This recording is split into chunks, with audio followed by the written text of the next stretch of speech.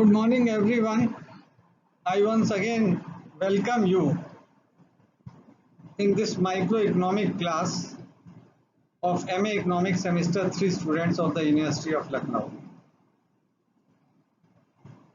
Today, we are going to extend the topic that we have started a few days back on the theory of production, and the extension will be towards the new dimension, which is producers equilibrium. तो आप सभी का स्वागत है इस lecture में, जो कि थ्योरी ऑफ प्रोडक्शन पर ही है, लेकिन एक नया आयाम, एक नया डायमेंशन हमने इसमें सेलेक्ट किया है, और वो है प्रोड्यूसर्स इक्विलिब्रियम, कि उत्पादक का संतुलन कहाँ पर होगा। जैसे आप कंज्यूमर्स इक्विलिब्रियम पढ़ते हैं, वैसे प्रोडक्शन में प्रोड्यूसर्स इक्विलिब्रियम पढ़ते हैं। हमने शुरू में भी बताया था कि जो एनालिसिस है हमारी थ्योरी ऑफ प्रोडक्शन की, वो काफी कुछ थ्योरी ऑफ कंज्यूमर बिहेवियर से मैच करती है,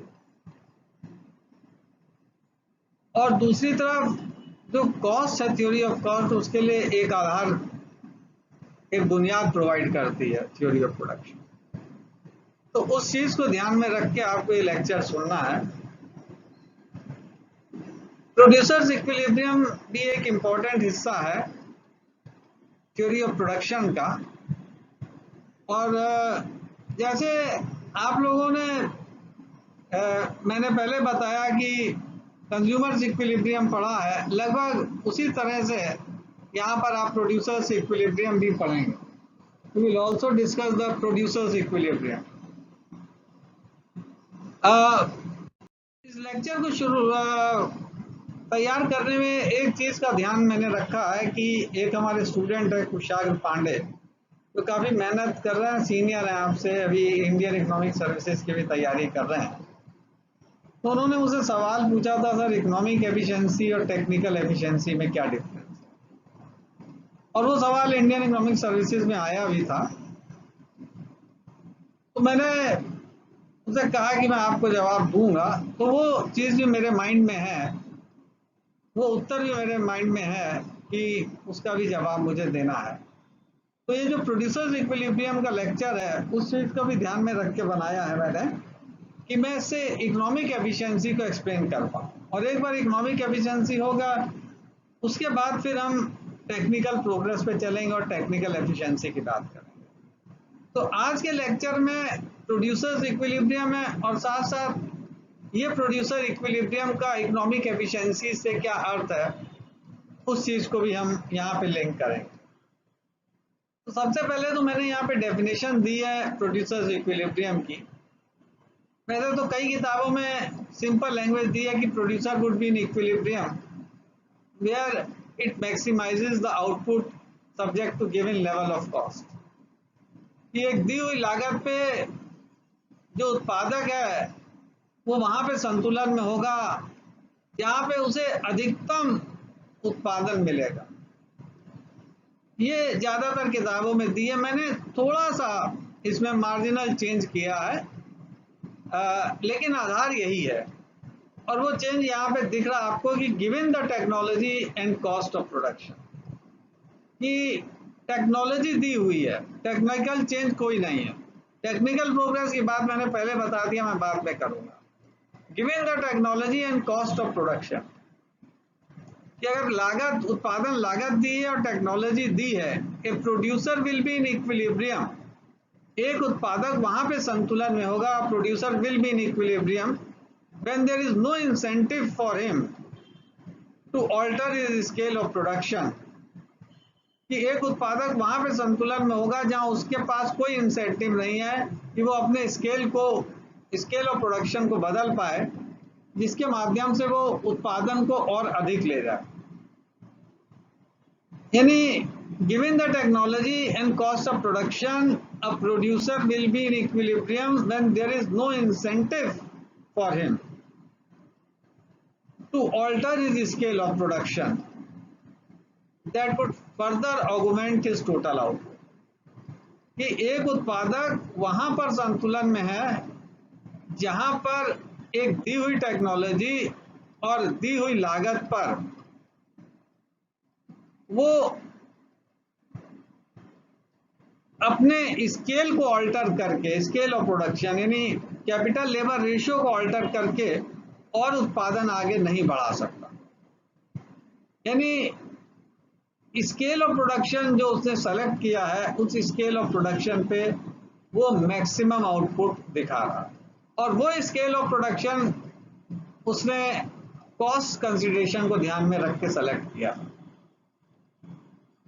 और वो स्केल ऑफ प्रोडक्शन यानी जो कैपिटल लेबर रेशियो, क्योंकि दो ही फैक्टर्स ऑफ प्रोडक्शन है, वो अनुकूलतम कैपिटल लेबर रेशियो है जो प्रोड्यूसर ने सेलेक्ट किया है, और उस अनुकूलतम कैपिटल लेबर रेशियो पर जो अधिकतम उत्पादन हो सकता है वो उसको प्राप्त होगा, और वो प्रोड्यूसर इक्विलिब्रियम है, क्योंकि तभी वो, उसके पास कोई इंसेंटिव नहीं है कि वो कैपिटल लेबर रेशियो को ऑल्टर करे और अपने प्रोडक्शन को बढ़ा पाए।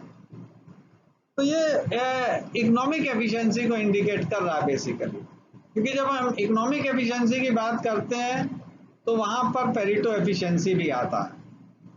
तो पहले इकोनॉमिक एफिशिएंसी और प्रोड्यूसर्स इक्विलिब्रियम को हम डिफाइन कर लें कि given the technology and cost of production, a producer will be in equilibrium when there is no incentive for him, उसके पास कोई इंसेंटिव नहीं है to alter his scale of production that could further augment his total output, कि वो scale of production को alter करके अपने उत्पादन को और बढ़ा पाए, तो वो प्रोड्यूसर इक्विलिब्रियम की सिचुएशन होगी। यानी जो भी उसने स्केल ऑफ प्रोडक्शन सेलेक्ट किया है, कॉस्ट ऑफ प्रोडक्शन को ध्यान में रख के, वो ऑप्टिमल स्केल ऑफ प्रोडक्शन है, और उस ऑप्टिमल स्केल ऑफ प्रोडक्शन पे he is able to push output to the maximum level beyond which it cannot be increased further. तो बेसिकली यही पेरेटो एफिशिएंसी भी है। पेरेटो एफिशिएंसी की जब हम बात करते हैं तो वेलफेयर इकोनॉमिक्स का पार्ट है पेरेटो एफिशिएंसी। कैथल सर इसको आप वो पढ़ा रहे होंगे, हो सकता है कि पेरेटो एफिशिएंसी वो पॉइंट है where you cannot make anyone better off without worsening of the other, या दूसरे शब्दों में हम इस तरह भी डिफाइन कर सकते हैं, Pareto efficiency is that point where no further redistribution of resources could augment output, no further redistribution of resources। यानी पेरेटो एफिशिएंसी वो पॉइंट है जहां further redistribution of resources possible नहीं है कि वो आउटपुट को और बढ़ा पाए। तो पेरेटो एफिशिएंसी बेसिकली दोनों तरह से आप डिफाइन कर सकते हैं, वेलफेयर में, इकोनॉमिक्स में कैथल सर बताएंगे या बताया होगा आपको कि where you cannot make anyone better off without worsening of the other. और यहां पर जब हम प्रोडक्शन के सेंस में उसे लेते हैं तो Pareto efficiency is that point where no further redistribution of resources could augment output, कि जहां फर्दर रिडिस्ट्रीब्यूशन ऑफ रिसोर्सेज संभव नहीं है जो उत्पादन बढ़ा पाए। यानी जो कैपिटल लेबर रेशियो आपने सेलेक्ट किया है वो ऑप्टिमल है, और फर्दर रिडिस्ट्रीब्यूशन संभव नहीं है इन इनपुट्स का कि वो आउटपुट और बढ़ा पाए। तो वो कैपिटल लेबर रेशियो आपने सेलेक्ट किया है, और वो उससे जो आपको उत्पादन मिल रहा है वो मैक्सिमम है, क्योंकि अगर आप रिडिस्ट्रीब्यूशन करेंगे तो आपका उत्पादन कम हो जाएगा। तो ये पेरेटो एफिशिएंसी है और यही इकोनॉमिक एफिशिएंसी। तो इकोनॉमिक एफिशिएंसी कुछ और नहीं है where optimal distribution of resources is taking place, and that optimal distribution is providing the producer और द फर्म मैक्सिमम आउटपुट। तो ये प्रोड्यूसर इक्विलिब्रियम है, और ये इकोनॉमिक और पेरेटो एफिशिएंसी है। और यहाँ पे मैंने लिखा भी हुआ है कि Pareto efficiency implies economic efficiency, कि जो पेरेटो एफिशिएंसी है वो इकोनॉमिक एफिशिएंसी इंप्लाई करती है। As available factors are used in the most efficient way, कि जो फैक्टर्स हैं कैपिटल लेबर वो बहुत एफिशिएंट वे में इस्तेमाल हो रहे हैं, दैट हैज मैक्सिमाइज प्रोडक्शन और output given the technology, cost of production and scale of production opted bye the producer. कि जो स्केल ऑफ प्रोडक्शन प्रोड्यूसर ने ऑप्ट किया हुआ है उससे ये मैक्सिमम आउटपुट दे रहे हैं, तो ये वो scale of production optimal distribution of resources बता रहा है। उस ऑप्टिमल डिस्ट्रीब्यूशन से प्रोड्यूसर अपने आउटपुट को मैक्सिमाइज कर रहा है subject to the given level of cost and the available technology to the firm और टू द प्रोड्यूसर। तो इस तरह से आप प्रोड्यूसर इक्विलिब्रियम को जब डिफाइन करेंगे then it makes more sense. खाली इतना आप डिफाइन कर दें कि producer equilibrium is a point where producer maximizes output subject to given cost. So subject to given cost, producer has to select a particular scale of production, and that scale of production defines the distribution of resources, and that distribution of resources is optimal when it maximizes output, and no further redistribution of resources is possible that could further augment the output of the producer. तो यहाँ पर उसको हमें ये दिखाना पड़ेगा कि जो स्केल ऑफ प्रोडक्शन सेलेक्ट किया that should be optimal and that optimization is providing maximum output, और वो scale of production total cost पर डिपेंडेंट है कि how much he will be using capital, how much he will be using labour, कि कितना capital वो इस्तेमाल करेगा, कितना लेबर इस्तेमाल करेगा, वो सब चीजें यहां बताई गई। अब नेक्स्ट पॉइंट पे हम लोग चलते हैं, कंडीशंस ऑफ प्रोड्यूसर इक्विलिब्रियम। जो प्रोड्यूसर इक्विलिब्रियम है उसकी कंडीशंस क्या है, और यहाँ लिखा है producer equilibrium conditions can be determined through constraint maximization. कि जो प्रोड्यूसर इक्विलिब्रियम है कंडीशन वो कंस्ट्रेंट मैक्सिमाइजेशन से डिटरमिन हो सकती है। ये पार्ट थोड़ा मैथमेटिकल है, आप मैथमेटिकल पार्ट छोड़ना चाहे छोड़ सकते हैं, मुझे भी कोई इंटरेस्ट नहीं है, लेकिन जो मैथ्स लिए हैं बच्चे और जो कई बार कंपटीशन में जाते हैं और वहां पे अगर उन्हें दिखाना पड़े तो वो इसको दिखा भी सकते हैं। हमारा मेन पर्पस सिर्फ इतना है कि हम केवल ये नहीं है कि मैथमेटिकल पार्ट आपको आधा दिखाएं और आधा ना दिखाएं। तो यहाँ पे मैंने पहले मैथमेटिकली डिराइव किया है और कंस्ट्रेंट मैक्सिमाइजेशन प्रिंसिपल को लगाया है। कंस्ट्रेंट मैक्सिमाइजेशन में क्या है कि maximize output subject to given cost. Output हमने लिया y equal to a l to power alpha k to power beta, ये Cobb Douglas production function Cobb Douglas, और अल्फा प्लस बीटा 1 के बराबर है, यानी कांस्टेंट रिटर्न्स टू स्केल मिल रहा है। y equal to a l to power alpha k to power beta का मतलब है कि ये कॉफ डगलस प्रोडक्शन फंक्शन है जो हमने सेलेक्ट किया है, और अल्फा प्लस बीटा हमने एज्यूम कर लिया 1 के बराबर है। आप इसको अलग से भी एज्यूम कर सकते हैं 1 से ज्यादा या 1 से कम, लेकिन सिंप्लिसिटी के लिए हमने 1 एज्यूम किया। कॉस्ट कंडीशन दी है, सी टोटल कॉस्ट है। सी क्या है? Total cost. अब दो फैक्टर्स है, लेबर कैपिटल। एल लेबर है, और लेबर को मान लीजिए कि आप वेज रेट एक वर्कर को डब्ल्यू देते हैं तो डब्ल्यू एल टोटल लेबर हो गया। के कैपिटल असेट है, यानी जो कैपिटल असेट आप लगा रहे हैं उनकी पूरी लागत नहीं ली जा सकती, क्योंकि कैपिटल असेट बहुत कॉस्टली है और आपका कॉस्ट फंक्शन बहुत एस्केलेट कर जाएगा। तो अगर हम वो किराए पे कैपिटल असेट लें तो उसका किराया कितना पड़ेगा पर डे, यानी r rental value, average rental value, यानी जितने भी कैपिटल असेट आपने लगाए हैं उनका एवरेज रेंटल वैल्यू क्या होगा पर डे का एक असेट का।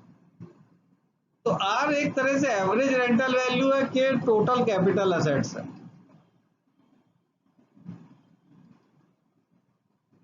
क्योंकि आप टोटल कॉस्ट वहां पे उससे नहीं लेंगे, वो बहुत एस्केलेट कर जाएगी, फिर आप ऑप्टिमाइज नहीं कर पाएंगे। तो के टोटल कैपिटल असेट है, r rental value, average rental value, यानी एक कैपिटल असेट पे आप ऑन एन एवरेज कितना पैसा दे रहे हैं पर डे के हिसाब से।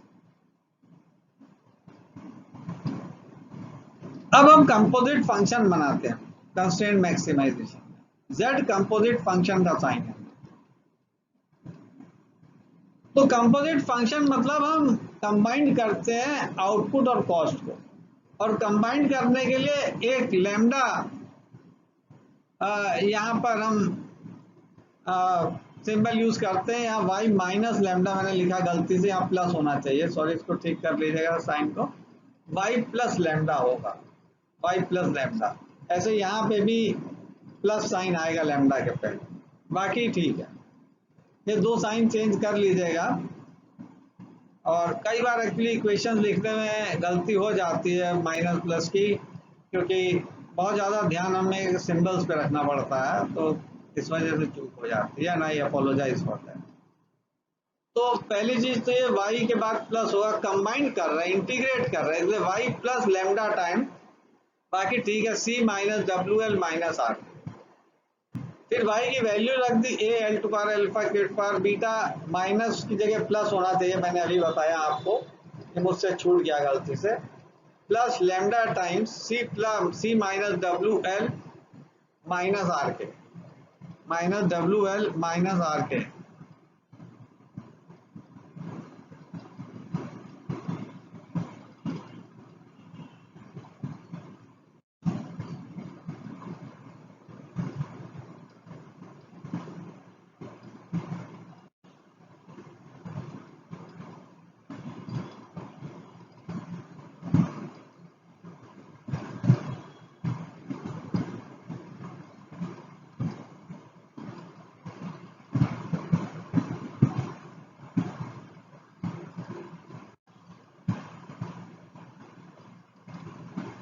मैं देख रहा था कि ये अगर चल जाता तो ठीक था, लेकिन ये चल नहीं पा रहा, तो आप उसे प्लस कर लीजिएगा, y plus lambda times c minus W L minus are k, और y की वैल्यू रख दिया यहाँ पे a एल पर अल्फा के पर बीटा, माइनस जगह प्लस होगा, वो प्लस होना चाहिए था, बाकी ठीक है, लैम्डा टाइम्स c माइनस डब्ल्यू एस माइनस आर के।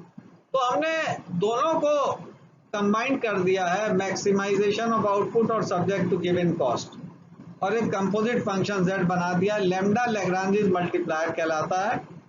जिन्होंने कंस्ट्रेंट मैक्सिमाइजेशन पढ़ रखा वो इसे भली बात ही जानते हैं, अगर नहीं पढ़ा तो आप इसे सीख सकते हैं कैसे बनेगा। अब आप डिफरेंशिएट कर लीजिए partially with respect to L K lambda and putting it equal to 0। अब पहले आप डिफरेंशिएट कीजिए,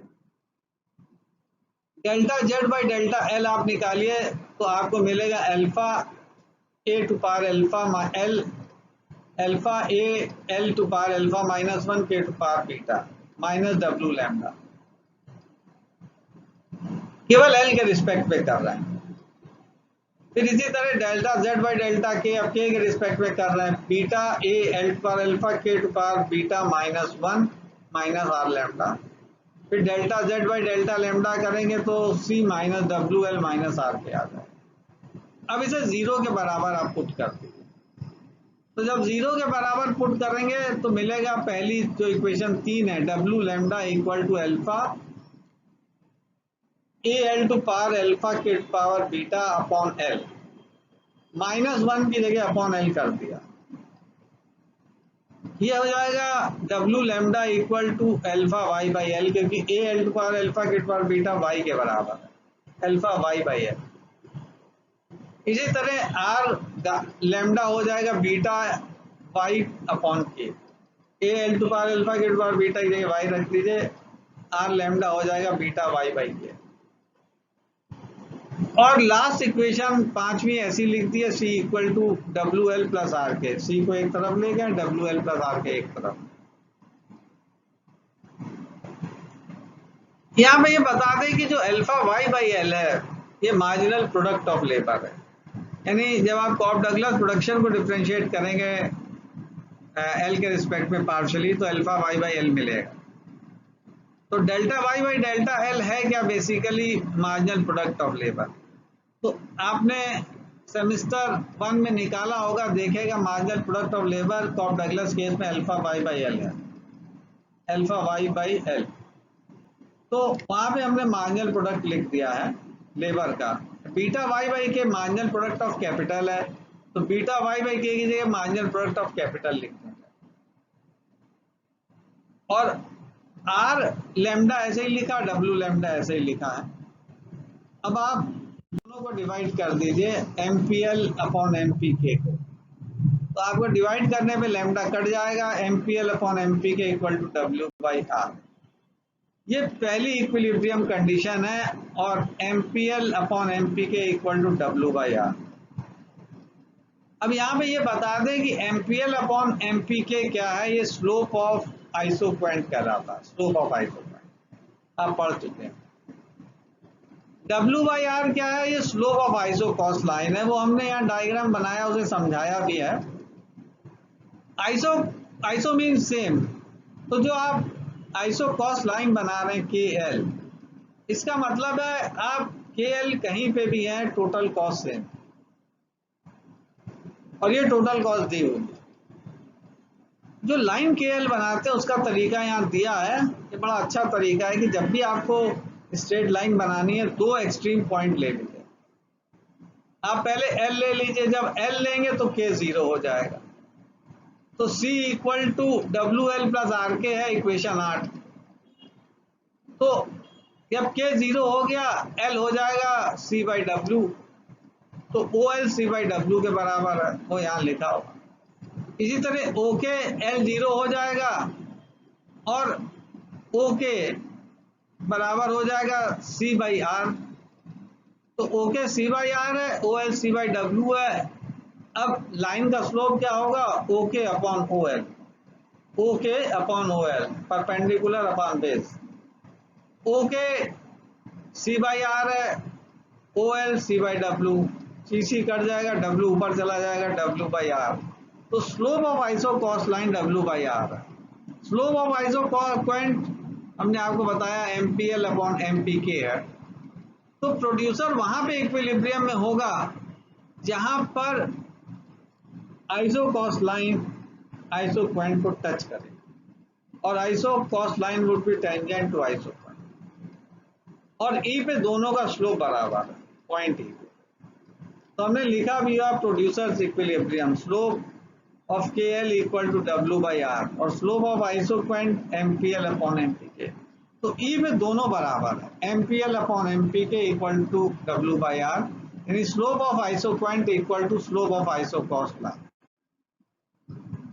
ये चीज यहाँ लिखी है at point T, isocost line K L is tangent to isoquant, therefore slope of isoquant I Q is equal to slope of isocost line K L, MPL upon MPK equal to W by R. ये necessary condition है for a producer to B.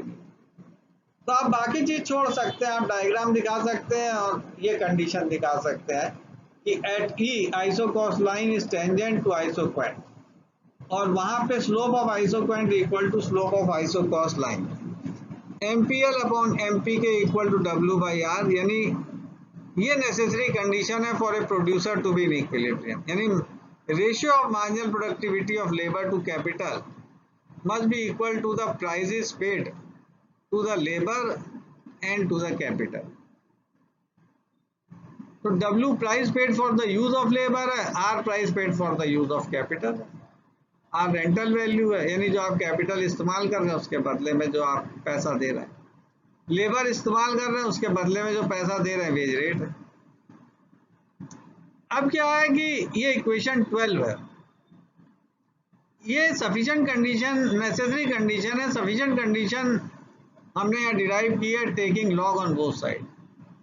आप जब दोबारा इसको differentiate करेंगे तब आपको sufficient condition मिलेगी या सेकेंड ऑर्डर कंडीशन मिलेगी, और इसको लॉग ले लिया, log MPL minus log MPK equal to log W minus log R. W R दिए हुए हैं और ये कांस्टेंट है, और ये नेक्स्ट स्टेप में किया है टोटल डिफरेंशियल कर दिया। लॉग एमपीएल हो जाएगा 1 upon MPL into D MPL, log MPK हो जाएगा 1 upon MPK into D MPK. अब यहाँ पे आप देख सकते हैं एमपीएल को उधर ले जाइए तो MPL upon MPK equal to D MPL upon D MPK. ये इक्वेशन 14 है। ये बता रही है कि at point T slope of isoquant is diminishing कर रहा है। क्यों? Because each additional unit increase in capital in MPK, कि जैसे जैसे आप ई पॉइंट पे एडिशनल यूनिट ऑफ लेबर बढ़ा रहे हैं तो कैपिटल कम कर रहा है और एमपी के बढ़ रहा है, तो हर एडिशनल यूनिट इंक्रीज एमपी के लिए एमपीएल डिक्लाइन कर रहा है, तो D MPL upon D MP के डिक्लाइन करेगा कि एक यूनिट अगर आप मार्जिनल प्रोडक्टिविटी की बढ़ाते हैं, बढ़ाने का मतलब यह है कि आप कैपिटल सेक्रीफाइस करते हैं, तो जब कैपिटल सेक्रीफाइस करेंगे तो जो कैपिटल बची है उसकी मार्जिनल प्रोडक्टिविटी बढ़ जाएगी। तो for each additional unit that you sacrifices of capital to enhance one unit increase in marginal productivity of capital, और उसकी वजह से जो आप लेबर बढ़ा रहे हैं marginal productivity of labour diminishes, decline. तो ये जो रेशियो है D MPL upon D MP के डिक्लाइन करता है, तो यानी एमपीएल अपॉन एमपी के एमआरटी यानी एमआरटी डिक्लाइन कर रहा है, तो स्लोप ऑफ आइसो पॉइंट जो है वो डिमिनिश कर रहा है। ये iso point should be convex to from below, नीचे से वो कॉन्वेक्स दिखना चाहिए। तो सेकंड ऑर्डर कंडीशन या सफिशिएंट कंडीशन है iso point must be convex from below, और ये सफिशिएंट कंडीशन है for a producer to be in equilibrium. तो प्रोड्यूसर इक्विलिब्रियम में है जहां एमपीएल अपॉन एमपी के बराबर है W by R, necessary condition. Sufficient condition है iso point must be convex from below. तो ये दो कंडीशन जहां होल्ड करेंगे वहीं पे प्रोड्यूसर इक्विलिब्रियम में है एक साथ। तो ये आपको ध्यान में रखना है कि ये दो कंडीशन होनी चाहिए for a producer to be in equilibrium, और ये दोनों कंडीशन आपको जरूरी नहीं है मैथमेटिकली आप डिराइव करें, आप डायग्राम से भी दिखा सकते हैं और लिख भी सकते हैं, बाकी आप चीज छोड़ सकते हैं। बहुत सा लेक्चर मेरा ऐसा है जो कई लोगों के लिए है, और हमें अगर आपको ये लगता मैथ्स नहीं है तो आप वो मैथमेटिकल पार्ट छोड़ सकते हैं, लेकिन कंडीशंस आपको रिमेंबर करनी पड़ेगी, डायग्राम आपको ध्यान में रखना पड़ेगा, इतना आपको करना पड़ेगा। अब यहाँ पे हमने लिख दिया 10 for producer equilibrium it is mandatory slope of iso point must be equal to slope of iso cost line, और MPL upon MP k equal डब्ल्यू बाई आर, और iso point must be convex from below. ये दोनों condition mandatory conditions है for a producer to be in equilibrium. Producer can not be equilibrium without satisfying both this condition. अब हम लोग next part में चलते हैं, वो है producers equilibrium and point of economic efficiency. ये जो पॉइंट ही है it is also dubbed as point of economic efficiency. क्यों? Because it reflect maximum output given cost, available technology and scale of production adopted by the producer. जो scale of production producer ने adopt किया,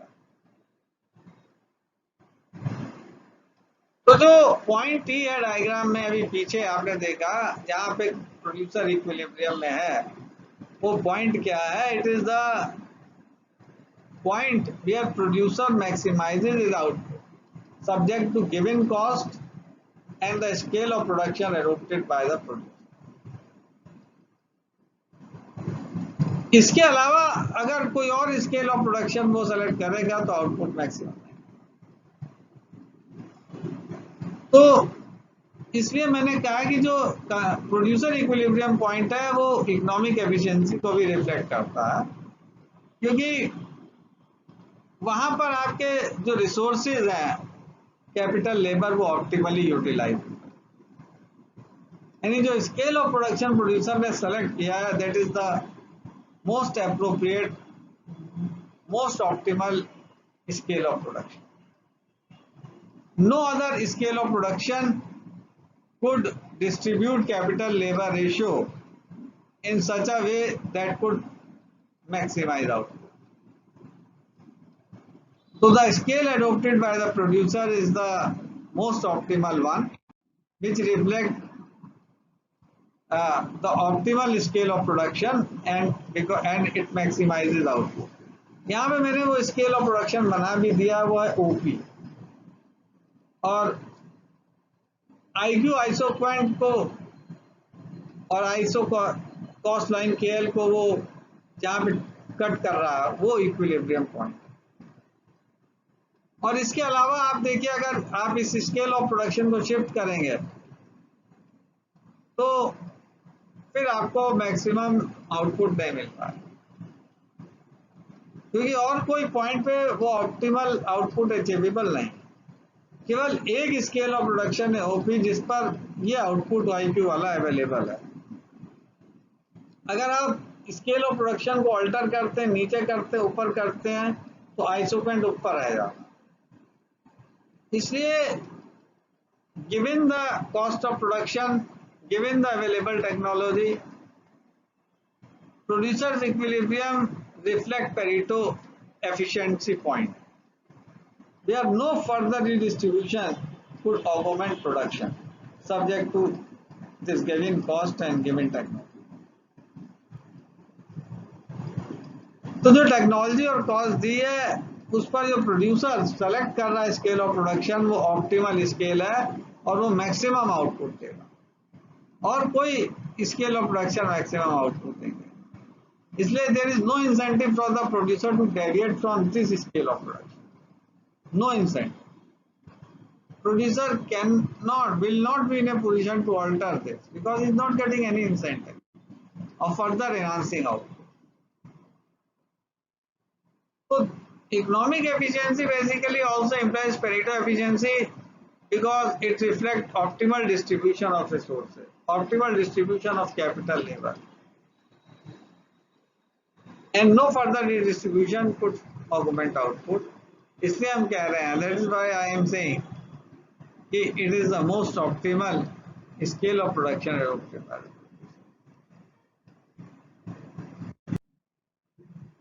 और आज का lecture हम यही समाप्त कर रहे हैं। छोटा लेक्चर हमने रखा, प्रोड्यूसर्स इक्विलिब्रियम दिखाना था, और उसको हमने बहुत दोनों तरीके से मैथमेटिकली भी और डायग्रामेटिकली भी अच्छे से इलस्ट्रेट किया, और ये भी बताने की कोशिश की है कि ये जो प्रोड्यूसर इक्विलिब्रियम है ये इकोनॉमिक एफिशिएंसी या पेरेटो एफिशिएंसी को इंडिकेट करता है, क्योंकि जो scale of production producer adopt कर रहा है उसके अलावा कोई दूसरा स्केल ऑफ प्रोडक्शन रिसोर्सेज को ऑप्टिमली डिस्ट्रीब्यूट नहीं कर सकता, subject to given cost and availability.